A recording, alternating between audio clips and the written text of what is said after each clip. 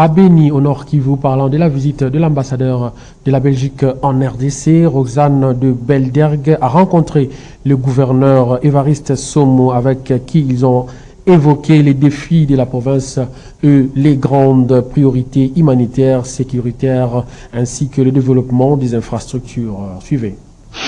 Je suis venue rendre une visite au gouverneur de la province qui lui présenter d'abord mes félicitations pour sa désignation et puis écouter sa vision, ses projets, comment le gouverneur et son équipe, qui est là aussi aujourd'hui, entendent mettre en place une stratégie pour relever les défis énormes que rencontre cette province. On sait que c'est une province qui est occupée en partie, qui fait encore face à de nombreux défis.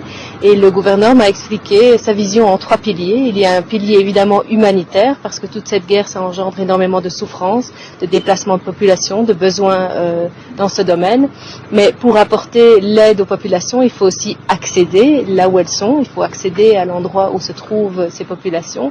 Et donc le deuxième pilier, c'est évidemment le pilier des infrastructures. On a vu qu'il y a beaucoup de travaux qui ont déjà commencé pour élargir la piste de l'aéroport. Ça permettra évidemment de reconnecter toute cette région avec le reste du pays, mais aussi avec la sous-région et d'apporter l'aide nécessaire, aussi d'apporter les produits qui viennent d'ici vers le reste du pays. Donc c'est extrêmement important de rétablir ce lien. Et puis il y a les routes. Il y a plusieurs axes routiers principaux qui sont en train d'être réparés ou reconstruits ou établis pour permettre de connecter cette population. Ça, c'est le deuxième axe. Et alors, le troisième axe, c'est évidemment la sécurité.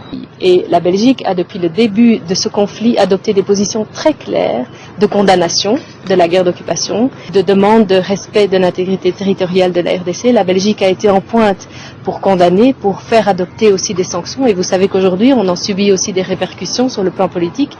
Mais on l'assume parce que c'est une position qu'on prend, pas pour faire plaisir à quelqu'un. Soyons bien clairs, nos positions, nous les prenons parce que nous estimons que ce sont des positions de principe. On ne peut pas accepter qu'un pays envoie des troupes dans un autre pays pour l'occuper, pour prendre ses ressources, pour faire souffrir sa population. Nous avons eu au sein de l'Union européenne aussi des positions très claires sur ce qui se passe en Ukraine. Il n'y a pas de raison qu'on n'ait pas des positions similaires quand ça se passe sur le continent africain et en particulier dans une région qui nous est très chère. Vous le savez bien, la RDC c'est un pays avec lequel nous avons des liens historiques et nous tenons vraiment à adopter les mêmes positions de principe, de respect du droit international.